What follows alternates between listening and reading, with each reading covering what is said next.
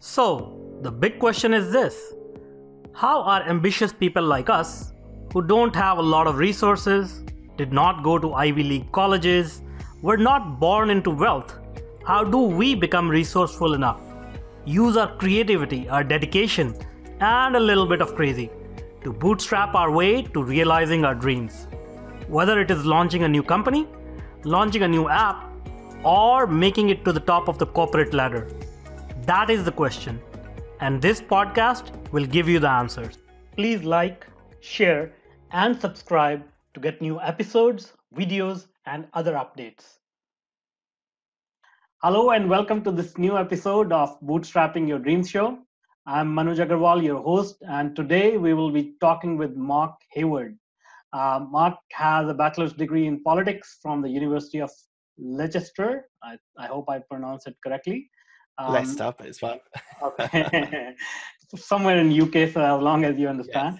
Yes. He's from the corporate world, but he has an entrepreneurial mindset, and he has over 12 years of experience in working in the civil service and two of the big four firms. He's really keen on professional and personal development. Mark also hosts a podcast called Absolute Business Mindset. Mark, we are so glad to have you here and learn from you today about this concept of a side hustle. Hello there. Hi. Hi. All right. So can you tell us a little bit about yourself and what do you do in your corporate job? Okay, so I work in a big four accountancy firm, but I work in their consultancy wing where we sell and implement software for companies that have globally mobile staff. So people that travel around the world within a corporate environment would use our calculators and various other tools that we have for them. Awesome. And you have a side hustle. So tell us a little bit about that side hustle. So my side hustle is that I do podcasts. As you said earlier on, it's called Absolute Business Mindset. I've been doing it for 85 episodes, where I've come from doing a lot of solo monologues on what I wanted to talk about, which was business, into a new era where I've started to do interviews as well. That's great. And so how do you treat this as a side hustle? Like, is it generating revenue for you, or is it just your passion? Yeah, so it's mainly my passion. I really got interested in doing podcasts because I started listening to them and really found it was a good medium. I could listen on my commute into work or at the gym or walking the dog. And I really found it was really interesting, and I learned stuff, and I really felt podcasts and audiobooks were really things that I had a passion about. Mm-hmm. So I decided to start one, and as I say, it was a real baptism of fire. I didn't know how to start a podcast. I did a lot of reading online and to understand how the best way of being able to do it. Mm-hmm. But it took me a while to get bed in. It's like silly things like they tell you on these courses that you should get 8 podcasts or 10 podcasts at the start and then get on news and noteworthy on iTunes. I didn't know anything about that. So I just started releasing podcasts at the end of 2017 and just released them. Yeah. And so how did that go? Like, how have you been doing in terms of your podcast and your side hustle? Yeah, so I have to admit, at the start, it was quite slow. The numbers, I joined a hosting platform which gave me details about demographic and stats, and I've got to be honest, at the start, it was very slow. But over these 85 episodes, I've gained an audience, and so I now release every Sunday night, and it's interesting. The Monday morning, by the time I wake up, because I have people in the UK and the US who are interested in my podcast, by Monday morning I do now have a decent chunk. It's not massive numbers, but it's a decent chunk of steady people that actually like me and respond and interact with me. Awesome. That's great. And so did you also meet any setbacks? As you said, like you didn't know how to launch a podcast. Did you have any false starts where, you tried something and things didn't work out? Yeah, so I kept it quite simple at the start because I was just learning as I was going along. I didn't overcomplicate with interviews or anything like that. It was just really a forum for me to be able to speak to people about business. I think that the main driver behind it was that in my 20s, I didn't have that sort of support. And so when I hit my 30s and at a certain stage of my career, I thought it would be useful to let people in on the business world and sort of help people along as best I could with the message that you can achieve, you can get promoted, you can be diligent and be concerned about your business and concerned about your corporate career. And that's good. And you should be able to forge a career and equally forge a side hustle, which is really important for a self-development point of view as much as a monetary point of view. Awesome.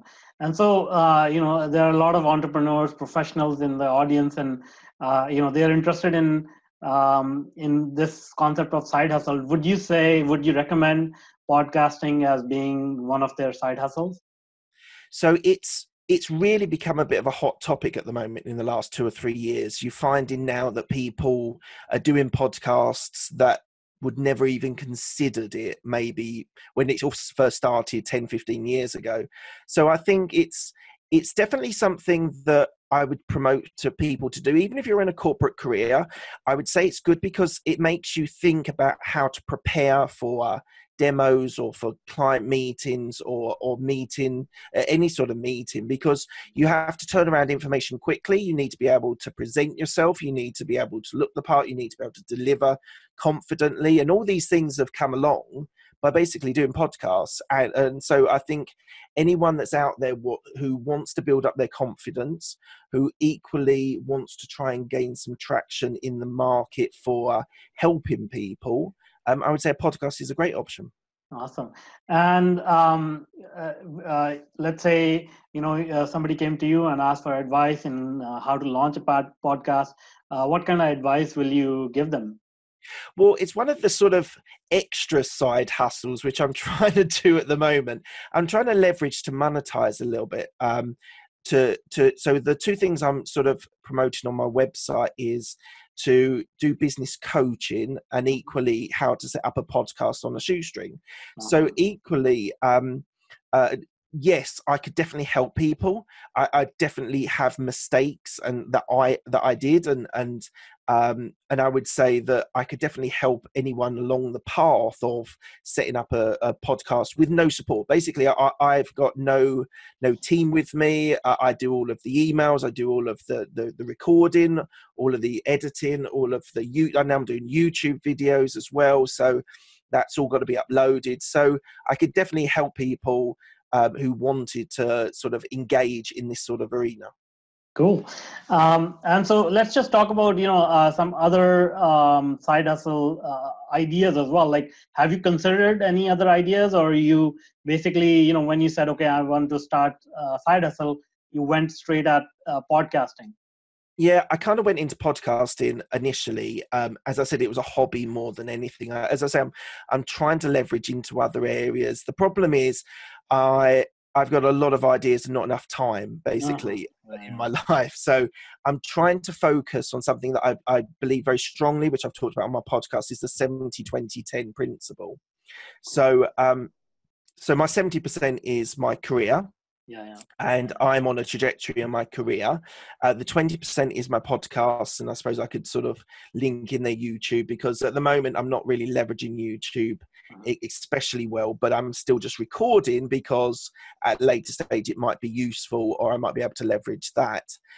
My sort of 10%, that's where I struggle. So business coaching, I'm sort of exploring that at the moment, speaking to a few friends and colleagues who have done something similar. A couple of people that I've just randomly met on or digitally, which I've got some meetings next week to talk about. So I kind of got that as my sort of 10%, but equally I am also trying to leverage affiliate marketing as well. So I've just gone into an agreement with my hosting platform to do some affiliate marketing on there. So as I say, there's lots of I'm struggle to focus. Like my focus is career and my podcast. The remaining 10 I struggle because there's a few things which I'd like to be able to try and push forward. I think 10% is pretty dialed down, like a lot. I struggle with much more than 10%. So if you have it at 10%, I think that calls for congratulations. It just grows, doesn't it? It's like your 70% stays your 70%, or maybe even more. And so a lot of my time extra apart on top of my job is doing my sort of my side hustle. Yeah.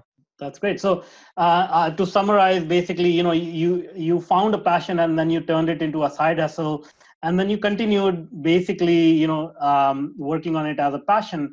But now that you have traction, I think now you're considering monetizing it and leveraging it for subsequent side hustles or something related to what you're already doing. Correct?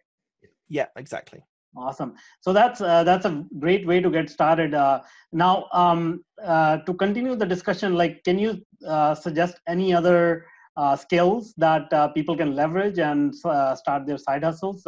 Podcasting obviously is one where people may enjoy conversing with other people, learning from them. But what are some of the other ideas that you may share? So I had a sort of failed. It didn't even get to a business stage. I had a business which I was sort of exploring maybe about 2 years ago, 18 months ago, which was about an AI business. Mm-hmm. And for various reasons, it never really kicked off, so I've kind of gone through that stage. Equally, I think if something happened to my career, I would contemplate doing something to do with sales, because a lot of the presentation skills and a lot of the skills that you can learn, some of the stuff that I do in my career is related to business development, which is different to sales, but a lot of it is being able to go out and speak to people and build relationships and sort of have connections with people. So I know of a couple of people who are entrepreneurs, and one of them said to me, would you do a side hustle of your like be on my team and sell my app? Unfortunately, I've had to turn him down because, as I say, I haven't got a 70-20-10 to include something which I'd want to do well on. So I've had to turn that down. But yeah, there's a myriad of different things. You can sell a product, you can sell a service. You might, if you've got something that you're keenly interested in. I always remember a thing that I heard on a podcast, which was about Pokemon. Now, I'm not a big Pokemon fan, but when I was growing up, it was on TV and it was big in kids younger. But I remember someone saying that, so Pokemon was big in the 90s and the noughties, but then disappeared for a long time.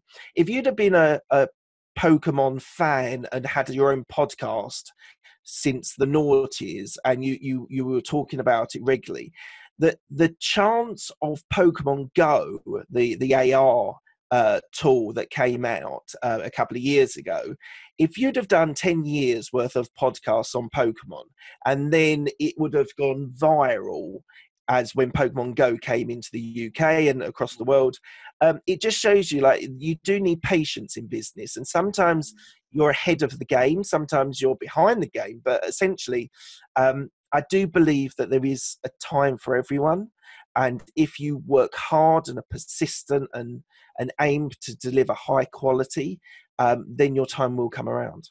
Yeah. It's like anything in life, anything that brings in a lot of reward carries a lot of risk, and you need to be patient.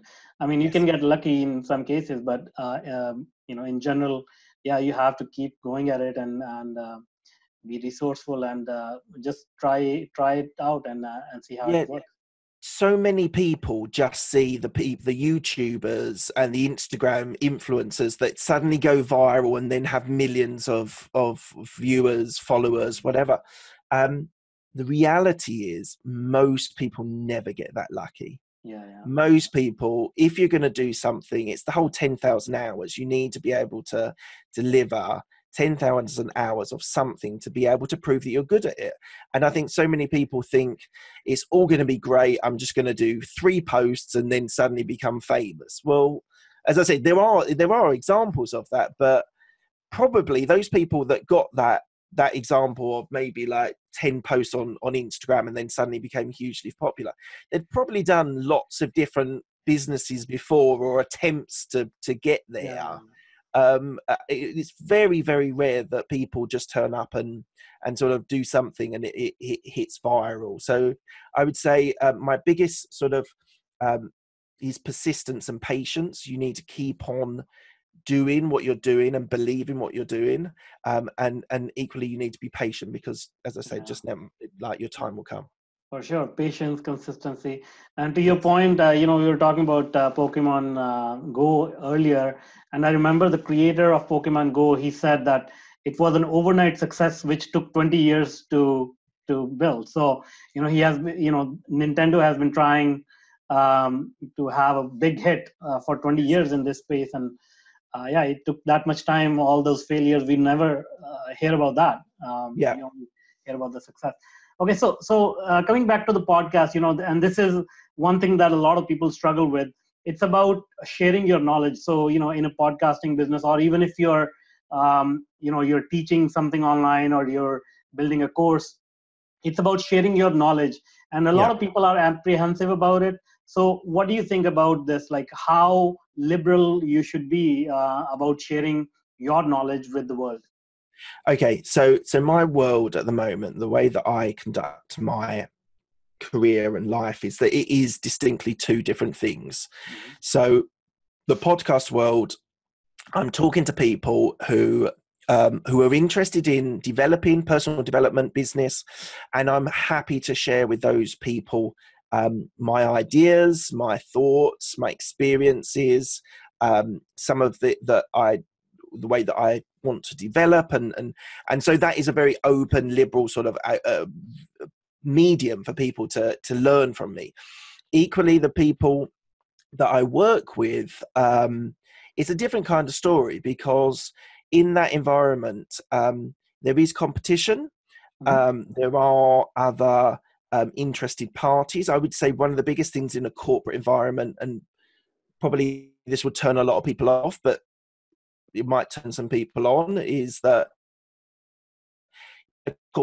is just so much to do with people skills and how you work with other people and how you influence other people, that it's a big thing. You do interactions with people, and therefore in that environment I'm a lot less, don't get me wrong, I would support someone if someone came for help, or wanted me to equally, I'm not going in a corporate environment and sort of sharing my ambitions or sharing where I want to achieve and how I'm going to get there.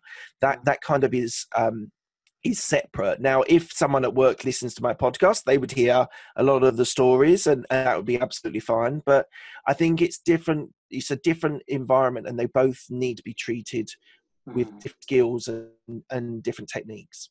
Cool. All right. Now let's talk about time management. So, a lot of people are ambitious and they want to, start their own side hustles. Then they have family, social life, and, it's time for entertainment. How do you balance all this? How do you manage your time so that you can, do a good job at all of these things?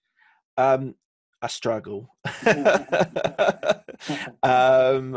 I do. To be able to do all the things that I want to do, I find it very difficult to be able to time manage every aspect of my life. I would say that the career is what it needs to be, and whatever time frame they need there.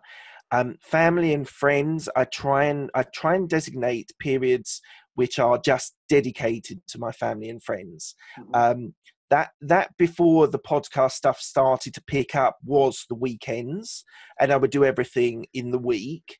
But obviously, doing interviews and timeframes, it's sometimes difficult. So what I try to do with family, especially my immediate family, so I've got a wife and 2 kids, is being able to designate time where I'm there, I'm present, I'm not thinking about my side hustle or my career. They are my primary focus.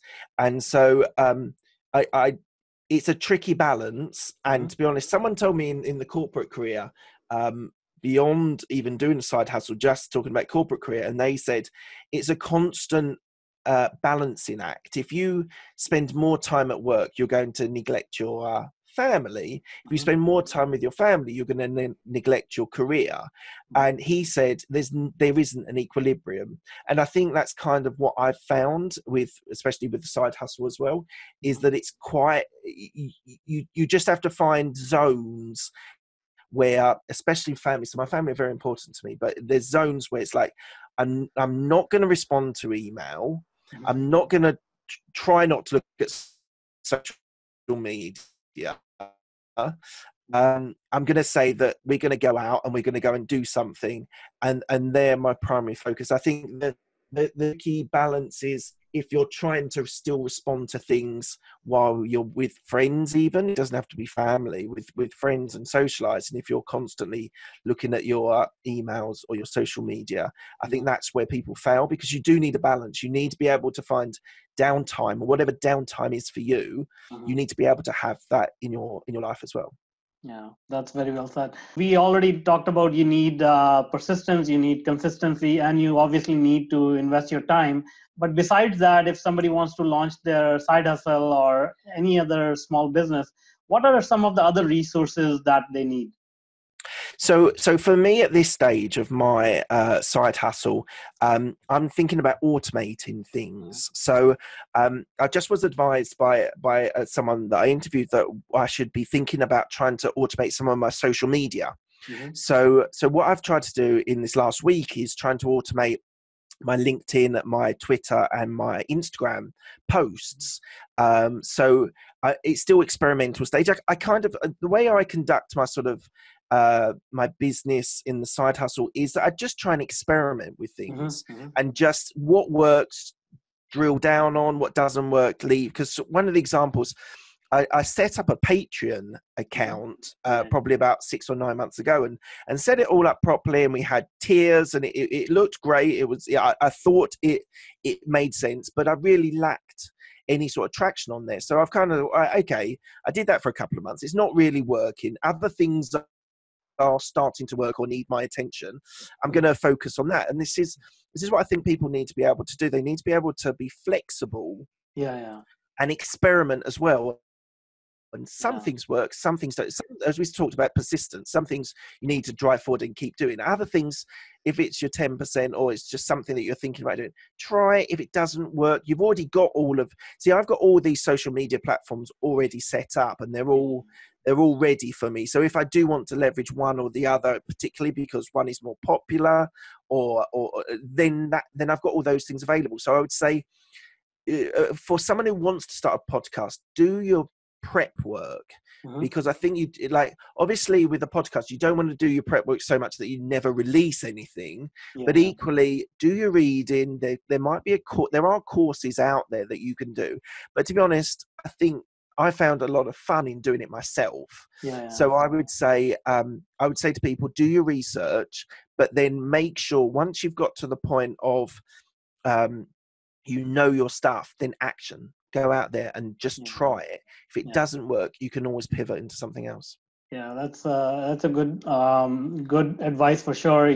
Just do your homework and take action and implement. Because otherwise, if you keep analyzing things, you'll get into this analysis paralysis stage.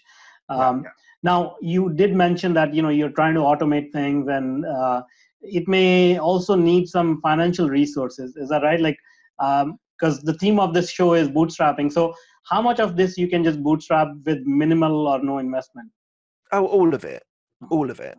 You can do it all yourself. You can learn it. You can do the recordings. There's many different ways, whether you're using something like Audacity or GarageBand, and you want to look at the equipment, what mic you've got, and putting a muffler on the top, what video. You can do all of this. All of the details are online. But then some people prefer to be sitting in a classroom and being taught how to do something. Equally, if that's the way you learn, then you might have to do an investment. And some of these courses are not cheap. But if that's the way you learn, that's the best way for you. I think only once you've done something long enough, and sort of my mantra was I wouldn't use investment from my career until I brought revenues in from this side hustle. So that's why I'm trying to think about doing the business coaching, because that will generate a revenue, which means that I might be able to automate, I might be able to get someone to promote my YouTube channel, which is another thing I'm kind of thinking of doing at the moment. So some people want to invest their own money and are happy to put it into a course or whatever. For me, it was like what the theme of the program is: bootstrapping, doing it yourself, learning the skills. And if I ever automate to anyone else, I know how to do it, so I can't be ripped off. Cool. Yeah, that's great. All right. So when you did start your side hustle, how much of so you did some research about the topic and your own passion, but how much research did you do on the target customers and the target market you were trying to approach? Yeah, so when I started, I wasn't really sure who my target market was. About, I don't know, 10, 20 episodes in, I started, I was listening to John Lee Dumas, Entrepreneur on Fire, and he sort of promoted his website, and I started reading that, and they start talking about your avatar, like who is your key person that you're trying to target. And I really thought about it after doing that reading. And I thought to myself, well, who am I actually doing this for? And that's when I started thinking about my avatar being someone English speaking, but not necessarily exclusively, but I would imagine English speaking, being between the ages of 20, 21 to maybe 35. So someone that is earlier in their career. And so I started doing that sort of thought process, and then I started tailoring my stuff to it. And then I started looking at my statistics from my hosting platform, and they backed up the people that were listening to me were English speaking, were educated, were trying to push career forward. And I actually trialed doing some Instagram promotions a little while ago, which had sort of mixed reviews, but they gave us some really good statistics on the people that were liking and viewing my videos and my posts. And so that kind of backed up what the statistics from the podcast were. So it really just built up over time where I found my audience. And I think that sometimes takes a little while for people to really get into their groove, because they're kind of thinking, well, who is that person? And the other thing I would just say is a good starting point is scratching your own itch. So if you don't know who your avatar is, and you don't know who the best person is, just do things that either you would be interested if you were 20, or things that you're even interested in at your age now. It's not a bad way to start to do things that help you initially, because that just gives you a little bit of fuel for the first few episodes. Yeah, that's good advice, because a lot of people do get stuck at, trying to figure out exactly who they're going to market to and all that. So it's a good way to just get started and figure things out as you go. There's nothing wrong with that. And, a lot of people like, in this case, your podcast and some other businesses who have become pretty famous, they go, through the discovery process. So that's great. Yes. Now, tell us, how did you get your first set of customers or listeners? So I leveraged. I worked really hard on social media. I think that was a free platform that I could promote. I could talk about, and so initially it was Twitter, only because I had an account and I didn't know very much about the other, obviously Facebook as well, but I tried Twitter and it gave me a bit of traction. Then when I started working out my demographic, it started to fit Instagram more. And actually, Instagram is actually a creative platform. I'm not saying Twitter isn't creative, but Instagram, you have to model on a picture or a video what you're doing. So actually, when I initially looked looked at Instagram, I wasn't the best at taking photographs. And it put me off for quite a long time. But actually, when you start thinking about yourself and being creative in that sort of environment, you can talk about business, but you can actually be fun. You can be sharing. You can like give a little bit of your life as well. So that's why Instagram for me is a big draw at the moment, because I think that's where a lot of people are there. And actually, I actually think Instagram's a bit nicer than Twitter at the moment, because Instagram has a face. You see that person that you're interacting with, and I think it makes it a little bit of a nicer platform. Twitter can be quite brutal at times, I must admit. Yeah, for sure. All right, so now let's talk about a little bit about your personality. So can you share with us what are your core strengths and weaknesses, and how they have helped you in your business life? So I think weaknesses is I sometimes struggle to focus on one thing, and I think we've talked about this a couple of times. And in my career, it's very easy to take on too many projects. So actually, one of the books I read was like flexing your no muscle. So I think I've had to learn how to actually say no to people.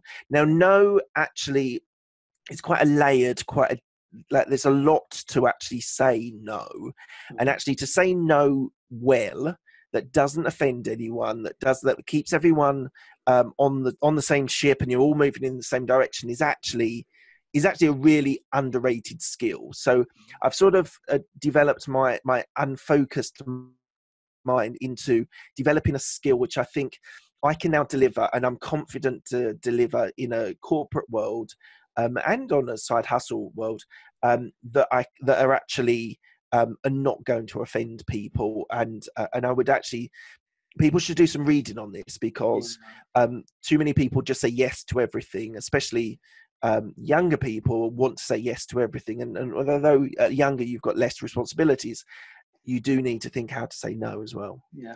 Well, and in the same tone, some people always say no to everything. So yes, it needs to be balanced.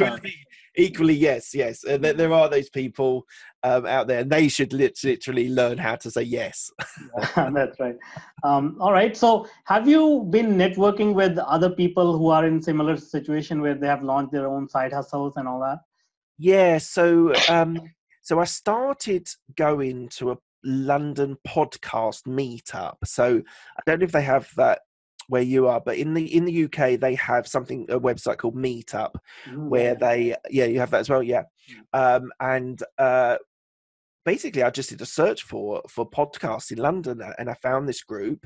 And actually the first person I interviewed was someone that I met on the first time that I went to this meetup, and we had a likeness of mind. Andy Arter, if you're listening, thank you. And he was really interested, and it was really good to build up a sort of shared community where people went into it that didn't have an ulterior motive. They weren't trying to sell anything per se to you. And so I have started networking. The other thing I did this week was this is the first time I've done anything. So there's a guy in the UK also called Rob Moore, who does the Disruptive Entrepreneur, and he set up a WhatsApp group for people, his supporters. So I jumped on it. I was at lunch and I saw this come through. So I applied for it. I got on it. Now a lot of Rob Moore stuff is to do with property. So probably I would say is like 85% of the people that are on the WhatsApp group are people that are dealing with properties and the property businesses, etc. But I found two people who both live in London, who both have business coaching businesses and are interested to do a podcast. Awesome. So I've got to the point where I'm meeting one next week, and I've got a call with someone this later on that week. We're going to arrange a time. And actually, I think I can sort of add value to their premise of wanting to set up a podcast, and I'm hoping to sort of get something back from that relationship with some skills, some knowledge, some techniques from the business coaching as well. That's great. So the moral is that networking in any business or profession is very important, and you Yes. never know who you're going to meet and what it may lead up to. I mean, if nothing else, you can have a good conversation, a good meal, or a good drink, and enjoy And your I think time. networking is all about saying yes to things also, like actually signing up for that WhatsApp group, actually turning up to a meetup, actually. So I found someone on Facebook found me who's going to be on my podcast soon, and she found me on Facebook. So in that scenario, your yes is the exact thing you should be saying to people and to initiate conversations which can build to other things. That's great. All right. Now, one of the last questions is like, are there any learnings that you took from the corporate world and applied into your side hustle, and vice versa? Definitely side hustle to my corporate career. As I said, a lot of the sort of skills that I learned on presentation, on demos, meeting clients, being presentable, being eloquent, or I try to be eloquent, and I try and explain what I'm doing. That definitely has helped a lot. I've definitely built confidence with that as well. So all those things have definitely built my corporate career. My corporate career to the podcast. If I'm brutally honest, no, not really. The skills that I have to exert in my corporate career are things that are relationship building, which you can do on podcasts. We just talked about meetups and things, but essentially the corporate career is something, it's kind of like I'm kind of doing two things at once. I'm trying to start a startup with this idea of a business and keep a corporate career at the same time. And some of the skills do traverse between the two, but equally some are distinguishedly different and can't be transferred. So I would say definitely the way from my podcast to my corporate career. My corporate career, I suppose it's given me skills of people, understanding people, listening to people. One of the biggest skills in both areas is listening, which is totally underrated. So many people talk without even listening to your colleagues, to your boss, whoever it is. So actually, I suppose that's a really good one, that the podcast taught me to listen to people when you're interviewing, and actually listening to people in a corporate environment is so critical, because people come with an agenda and don't listen. They just tell people their agenda.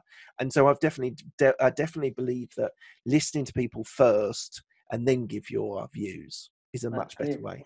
All right, great. That's just about the time we have. Thank you so much, Mark, for coming on to the show and sharing all your knowledge and wisdom freely, and helping out young entrepreneurs and professionals launch their side hustle. Now, before I let you go, can you tell us how people can reach you? If you have a website, or how can they listen to your podcast? Yep. So the podcast is The Absolute Business Mindset. It's on virtually all platforms. So Spotify, iTunes, etc., etc. It should be on all of them. Use also my website, which is absolutebusinessmindset.com. There's some details there about the podcast, helping you on podcasts, and about the business coaching. Equally, you can reach me on Instagram, which is Mark J. Hayward, or Twitter, which is Mark Hayward 169. I'm going to have to bring them all in line at some stage. But yeah, no, just reach out to me. There's definitely lots of different ways, any of those ways to reach out to me. Give me feedback on the podcast. If there's anything that you like or don't like, I welcome your views. That's great. Thank you so much, Mark. And I'm sure everyone in the audience got a lot of value out of this. Thank you so much. Thank you. Thank you very much for your time. So again, I'm Manuj Aggarwal, and thanks a lot for joining us on Bootstrapping Your Dreams Show. And now, if you are an existing or an aspiring technology entrepreneur, then I invite you to check out my new online workshop, Bootstrapping Your Tech Startup Dreams. Go to go.tetranoodle.com/boot-podcast and sign up for free. I want to make sure more successful and sound decisions are made every day in your tech projects. Let's start finding solutions to your problems. So go to go.tetranoodle.com/boot podcast, and I look forward to helping you with your tech startup.